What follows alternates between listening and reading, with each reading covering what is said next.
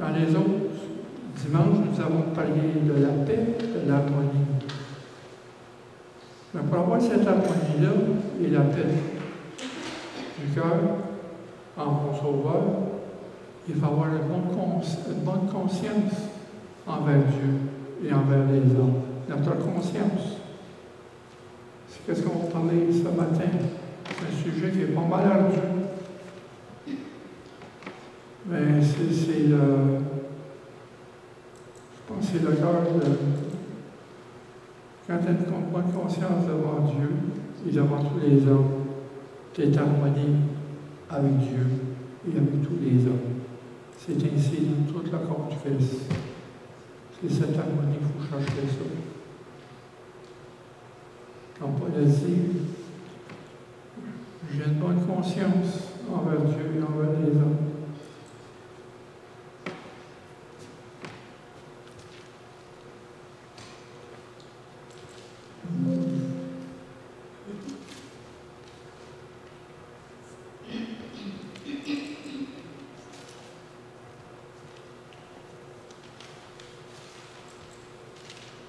Je suis dans Actes 23.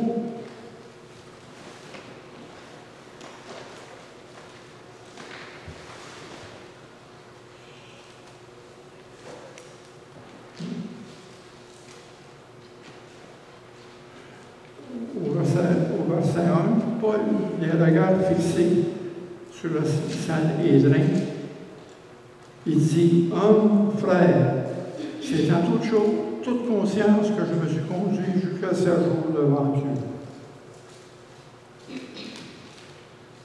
Et au chapitre 26, verset 16, c'est pourquoi je m'efforce d'avoir constamment conscience sans reproche devant Dieu et devant les hommes. C'est un travail. C'est notre comportement.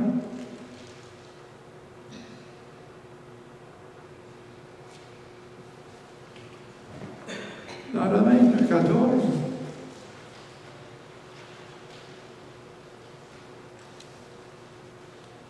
et 15, quand les païens qui n'ont pas de loi font naturellement ce que prescrit la loi, ils ont en eux qui n'ont point de loi, une loi en eux-mêmes. Ils montrent que l'œuvre de la loi est écrite sur leur cœur. Leur conscience, en rendant le témoignage et leur pensée, s'accuse ou se défend tour à tour. C'est que les païens, parce que Paul, les païens sont aussi sous le péché. Puis un petit peu au verset 17, et après ça, il dit aux Juifs, vous autres aussi, vous êtes sous le péché. Mais il fait une remontrance aux Juifs. Il dit, écoute, les païens n'ont pas eu la loi que vous avez eue. Mais il y a une loi qui est écrite dans leur cœur. Il peut juger qu'est-ce qui est bien et qu'est-ce qui est mal. C'est ça que ça veut dire.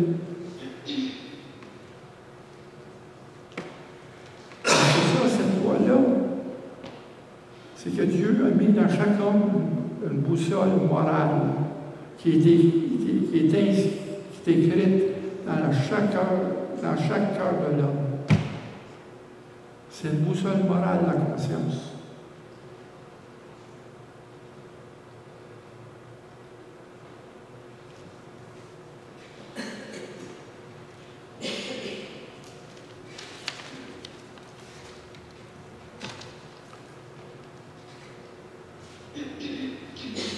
La conscience, c'est une capacité de réflexion avant de faire un choix. Parce que ce que Dieu nous a dit, Dieu nous a créé comme ça.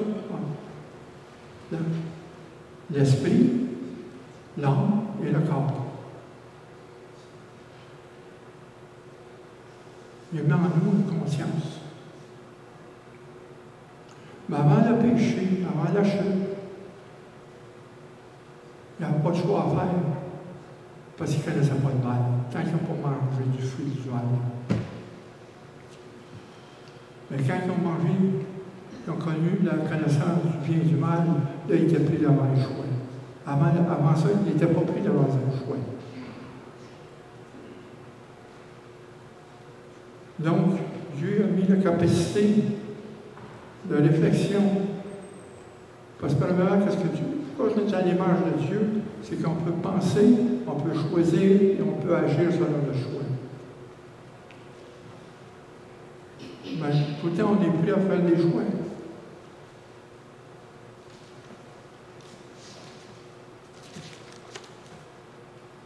La conscience est la possibilité pour tout homme de reconnaître le vrai et surtout dans les domaines déterminants de son existence. En ce qui est rapport avec la foi et la morale. La conscience impose le devoir de chercher la vérité et de s'y soumettre. Ça veut dire d'obéir à la vérité, à ce qui est vrai.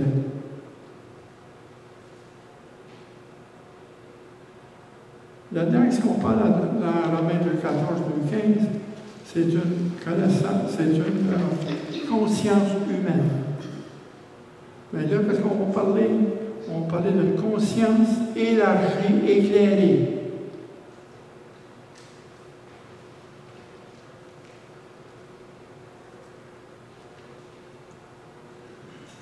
Parce que la conscience humaine a été corrompue par le péché et la chute.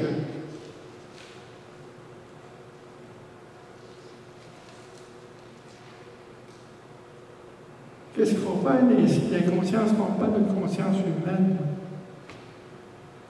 Parce que tout le temps, je parle tout le temps des philosophies humanistes. Je parle de l'humaniste. L'humaniste séculier. Okay? Parce qu'aujourd'hui, on est un monde sans Dieu. On vit dans un monde sans Dieu. Et c'est une menace pour nous, pour le christianisme biblique, nos valeurs et nos foi, et notre foi.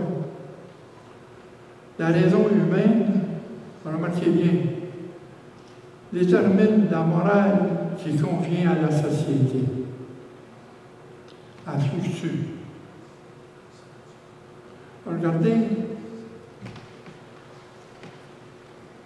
ce qu'on a vu cette semaine. La Convention démocrate, quand il parle de liberté, il y a un danger. Un méchant danger. Quand il parle que la femme cherche son droit pour son corps, de reproduire. Si vous regardez dans 1 Corinthiens, chapitre 6 et 10 et 7, je vous conseille de lire. Parce que le corps appartient à l'homme, le corps de la femme appartient à l'homme, comme le corps de l'homme appartient à la femme. Ils font une chair. C'est qu'est-ce qu'ils ont présenté? C'est une fausse liberté. C'est dangereux. C'est pour ça qu'on dit qu'ici, la raison humaine détermine la morale qui convient à la société aujourd'hui. On voit ça en éducation.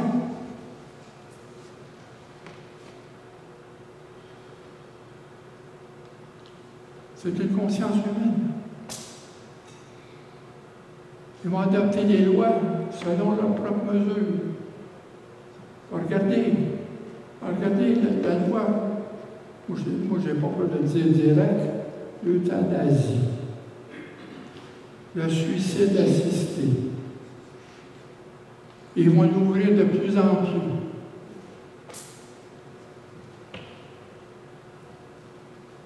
Quand je pense à Jésus qui était pendu 6 heures sous cette croix là pour nous autres, dans des souffrances inhumaines.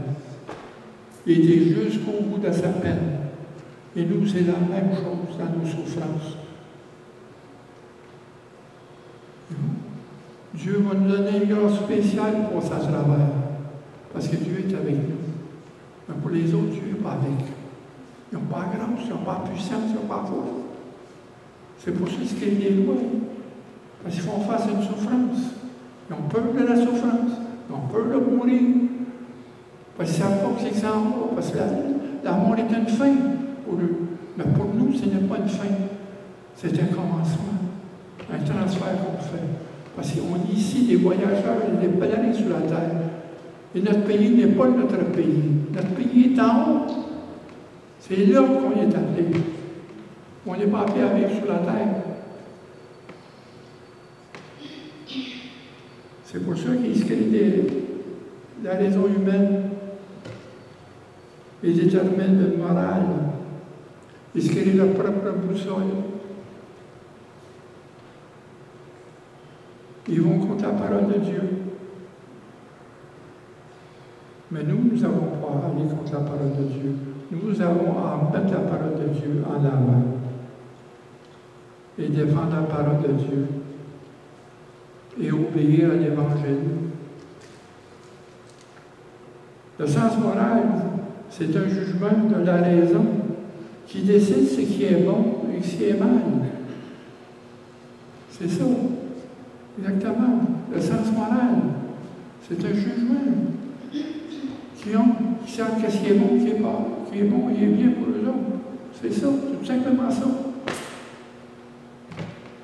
C'est pas une conscience éclairée et élargie.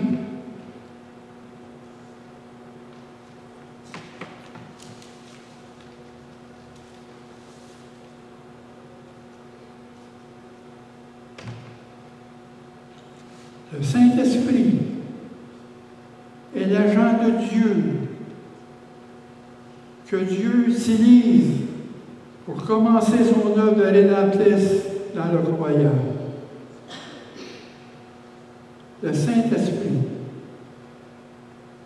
est l'agent divin que Dieu se cherche, que Dieu utilise pour son œuvre rédemptrice en chacun de nous. Dans 1 Corinthiens, au chapitre 2, versets 10 à 13,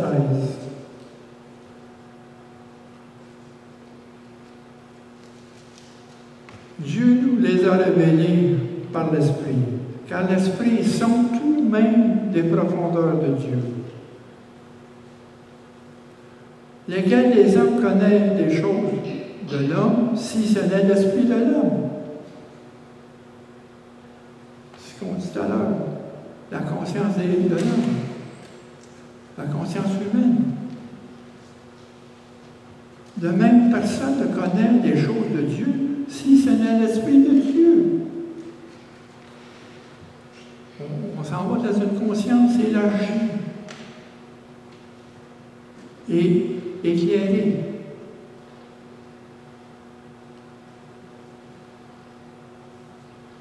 Et au verset 12, « Or, nous n'avons pas reçu l'Esprit du monde, mais l'Esprit qui vient de Dieu. »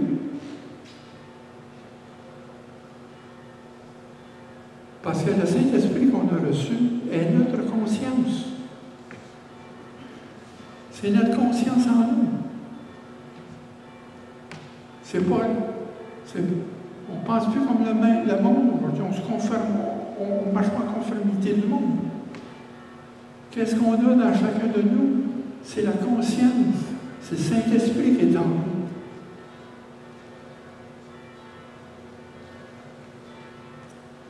Comme ça, ici, on n'a pas reçu l'Esprit du monde, mais l'Esprit qui vient de Dieu.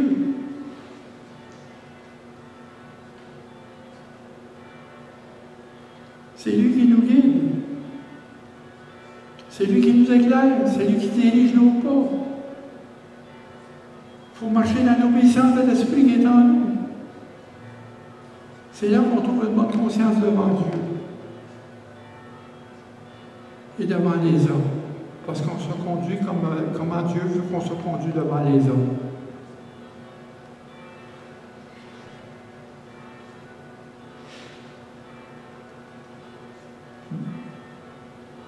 mais l'Esprit qui vient de Dieu afin que nous connaissons les choses que Dieu nous a données par sa grâce. Et nous en parlons, avec des discours qu'enseigne la sagesse. Non, nous en parlons non pas avec des discours qu'enseigne la sagesse humaine, mais avec ceux qu'enseigne l'Esprit, employant le langage spirituel pour les choses spirituelles. C'est ça qui est la différence. On voit tout à l'heure. On ne marche pas dans la chair, mais on marche dans l'Esprit. On vit par l'Esprit, et non pas par la chair. La chair, on l'a laissée sur la croix. On a abandonné. Le vieil homme est sur la croix. C'est le nouvel homme aujourd'hui qui marche avec l'Esprit.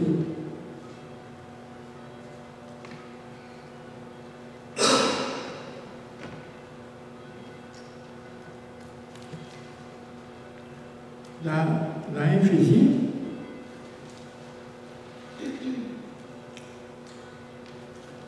chapitre 1, versets 17 et 18.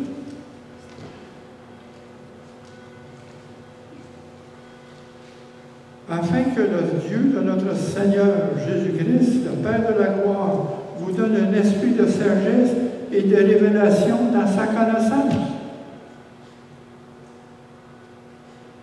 C'est la vérité. L'esprit de sagesse. Je vous ai parlé la semaine passée, la sagesse qui est en haut.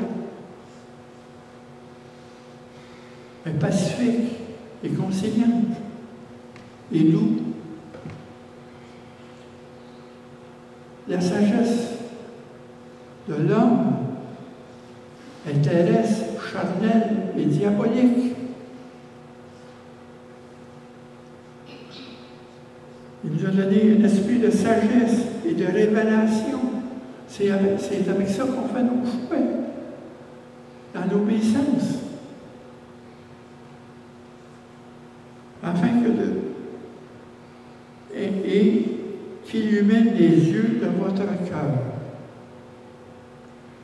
C'est votre conscience.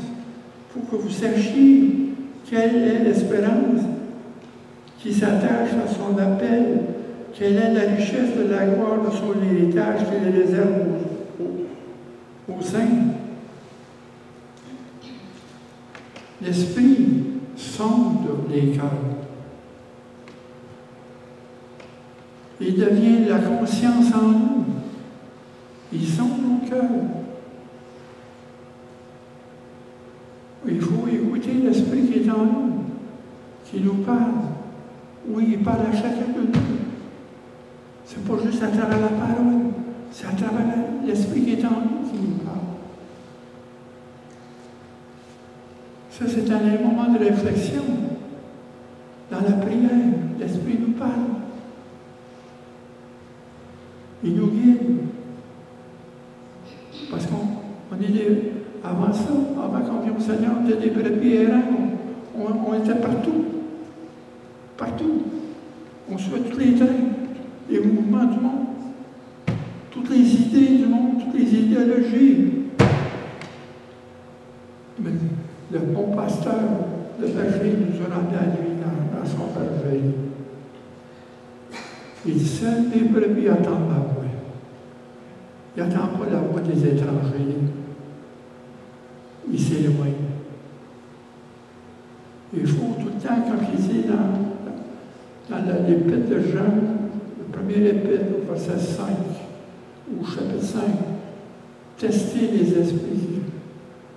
Tester les esprits si ces esprits viennent de Dieu.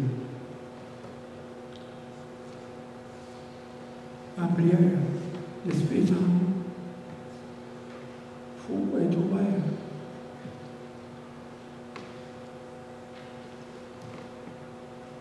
Parce que l'Esprit sonde. Il devient la conscience en nous, employant des langages spirituels. Ce n'est pas un langage du monde.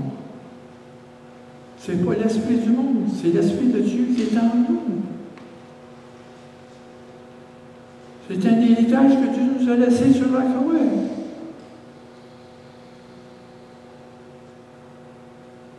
c'est lui qui doit voir le passage vers Dieu. Je suis le chemin, la vérité et la vie.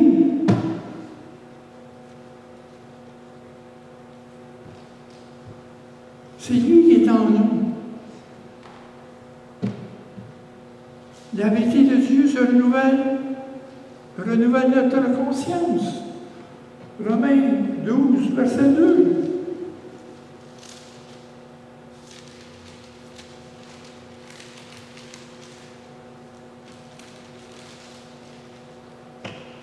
Nous ne vous conformez pas au siècle présent. Ne vous conformez pas à l'esprit du monde. C'est ça que ça veut dire. Mais soyez transformés par le renouvellement de l'intelligence afin que vous discerniez quelle est la volonté de Dieu, ce qui est bon, agréable et parfait.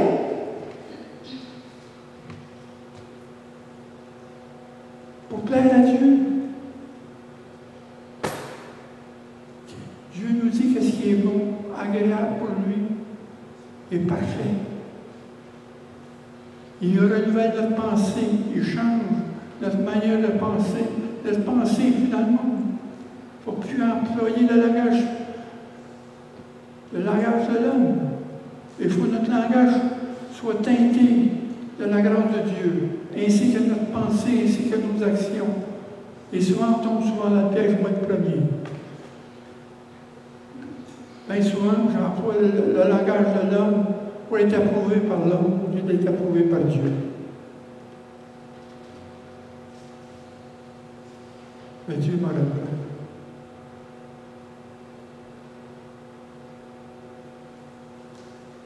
Quand je suis assis parmi les hommes, je parle de sorte d'affaires, je pense à Dieu. Seigneur, viens les éclairer, viens les chercher. Ils ne savent pas ce qu'ils font, ils sont ignorants. Ils ne connaissent pas ta bonté. Ils ne connaissent pas ta grâce infinie. Que tu donnes gratuitement à ceux qui croient en Jésus par sa mort et sa résurrection. Aucun de nous est digne de la grâce de Dieu. C'est comme le centenier qui a demandé à Jésus de venir guérir son serviteur. Jésus t'appelle à se déplacer, mais il dit non. Il dit, tu peux dire tout de suite, là, moi quand je commande à mes soldats, il répond. Et toi, tu peux faire la même chose là. Ainsi, Jésus a dit, va, et ton serviteur est guéri. Et Jésus a dit, je n'ai jamais vu une foi ici comme lui.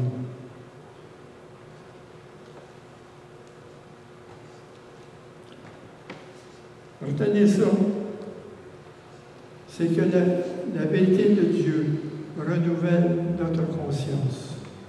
On voit ici, dans le deuxième verset de Romains 12, il ne faut pas se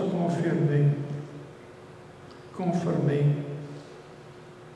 à l'esprit de l'homme, mais soyez transformés par le renouvellement de l'intelligence, le langage spirituel. C'est ça. Afin que vous discerniez quelle est la volonté de Dieu, de ce qui est bon, agréable et parfait. Est-ce que Dieu veut changer notre manière de comportement?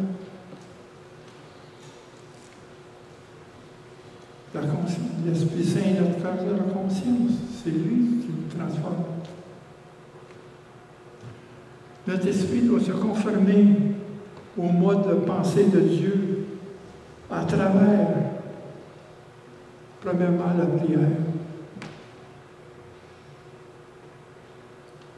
Parce que c'est la prière de l'Esprit Saint nous parle. On l'invite. Il y a une communion avec Dieu.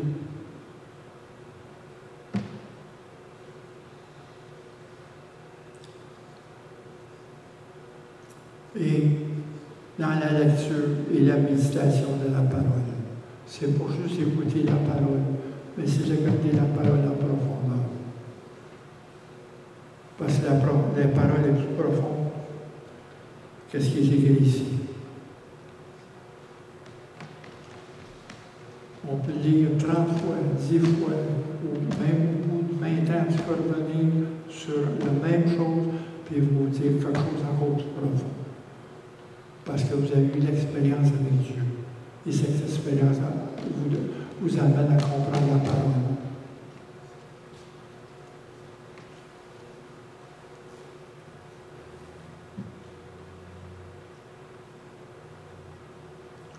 Et Paul, dans les Romains, au chapitre 9, verset 1, et Paul il dit, je dis la vérité en Christ.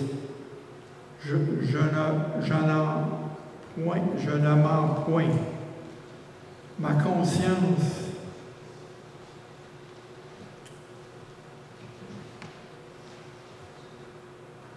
est un témoignage par le Saint-Esprit.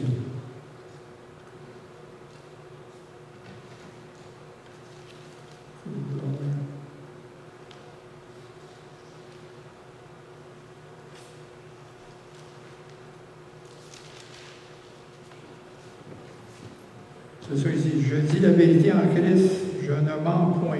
Ma conscience m'en rend témoignage par le Saint-Esprit. Parce que le Saint-Esprit, c'est notre conscience.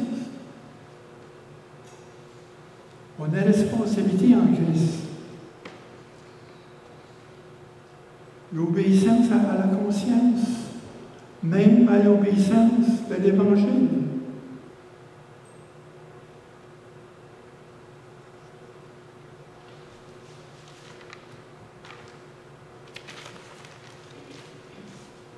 L'esprit en nous et la conscience en nous.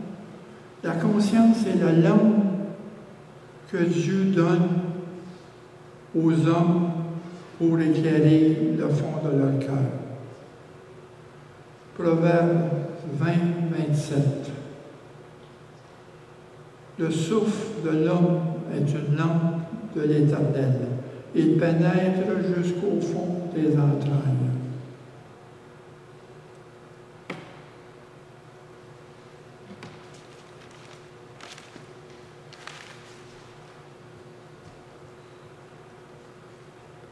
La conscience est la lampe que Dieu donne aux hommes pour éclairer le fond de leur cœur. C'est une lampe.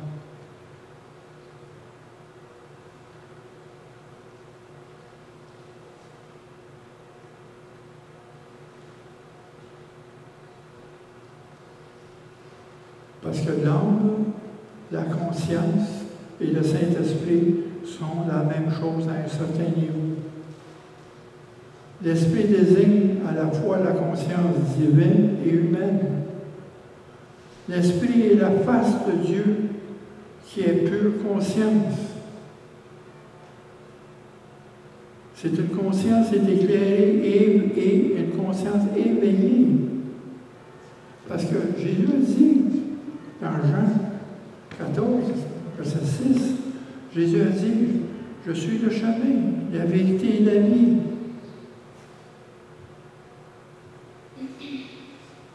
Et au verset 16, il dit, moi je prierai le Père. Ils vous donneront un autre consolateur, afin qu'il demeure éternellement avec vous, qu'il demeure éternellement avec vous. Verset 17, l'esprit de vérité que le monde ne peut pas recevoir. L'esprit de vérité. Quand l'Esprit Saint vous dit des choses, sa vérité, il faut rechercher la vérité, il faut rechercher l'Esprit Saint. Jésus dit, je suis le chemin et la vérité. La vérité, c'est notre lumière.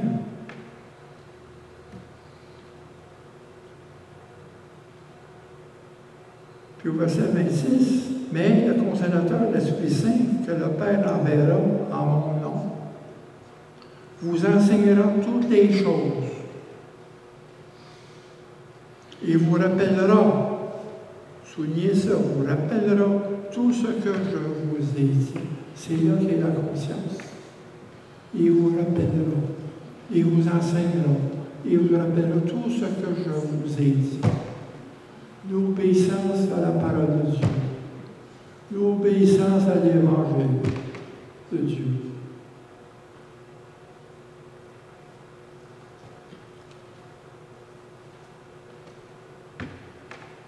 Christ nous a donné son esprit en nous. Parce que Christ est le chemin et la vérité et la vie. Il nous a donné son esprit. C'est le gage de notre conscience qui est en nous. Christ est en nous. Il nous a donné son esprit en nous. C'est le gage de notre conscience en nous. C'est la vérité absolue.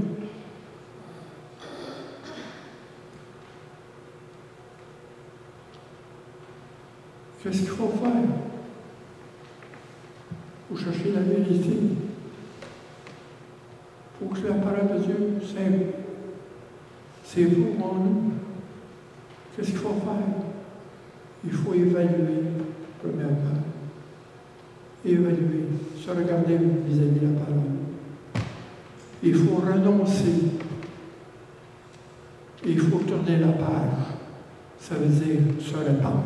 Parle. C'est tout. C'est en prière. Demandez au Saint-Esprit de venir. Bienvenue, Esprit Saint. Bienvenue. L'Esprit Saint est une personne. C'est la troisième personne de la Trinité. Le Père, le Fils et le Saint-Esprit font une personne. Chacun a une fonction différente. Et l'Esprit Saint, c'est l'Esprit de Dieu et l'Esprit du Christ en nous. Pas d'autre chose. Et ça, c'est un privilège qui demeure en nous, qui nous guide dans ce monde infernal, qui nous guide, même nous, parce qu'on est nous sommes notre propre ennemi. Notre entêtement est encore là, notre résistance est encore là. Il nous aide à nous combattre devant notre résistance. Comme Joyce Meyer dit, it's a battle of mind. Joyce Meyer, c'est une bataille de la pensée, un combat. Ça va tout un combat, tout un notre vie. Tenez à côté. Dieu, Seigneur, tiens ma main, apprends-moi à marcher. Parce que je ne sais pas comment marcher avec toi. Et si je tombe, je ne serai pas délaissé parce que tu vas me relever. Tu vas me remettre sur mes pattes. Et par mes échecs et mes fautes, je vais apprendre à faire confiance en toi. À me tourner vers toi. À chercher ta face à moi. Seigneur, tu gardes ma main. Je te donne ma main. Guide-moi. Guide-moi c'est un chemin que tu as tracé pour moi. Je me rappelle que notre frère Gordon, Shaw, il disait tout le temps, hey frère, notre chemin est tracé. Il disait tout le temps ça. Il dit oui frère, notre chemin est tracé. Dieu nous a prédestinés.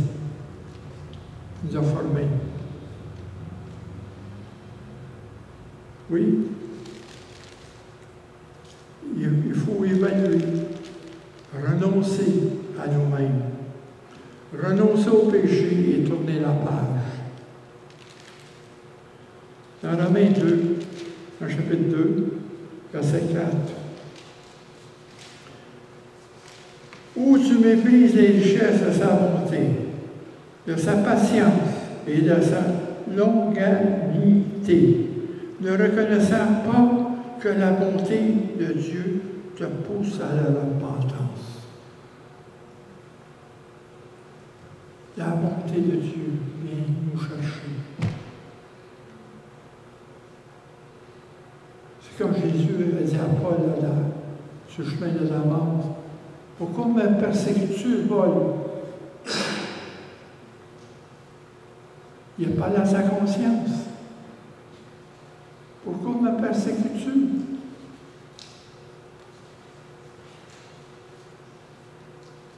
Oui, la bonté de Dieu.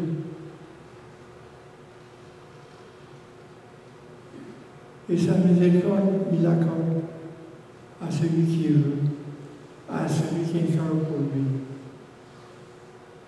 Il nous accorde cette miséricorde. Comme je dis, la différence entre la miséricorde et la grâce, c'est que la miséricorde retient et la grâce donne. Et entre nous, il faut être miséricordieux, il faut se retenir, il faut pardonner. C'est la grâce de Dieu qui nous amène là.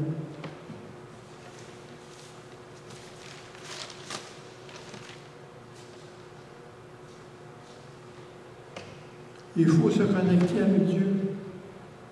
Parce que Dieu, Jésus, par sa mort, il a ouvert à travers le voile le chemin qui nous amène au trône de la grâce. Et on s'est présenté devant le trône de la grâce avec le sang de Jésus. Et Dieu nous a accordé sa miséricorde. Il faut se connecter avec Dieu et permettre au Saint-Esprit de parler à nos cœurs. Je vous dis, le Saint-Esprit est notre conscience.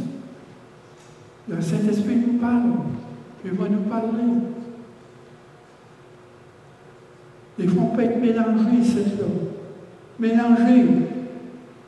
Appelez Saint-Esprit. Viens, Esprit Saint. Viens m'aider. Je suis tout perdu. Je suis en détresse. Laissez Saint-Esprit vous parler à vos cœurs.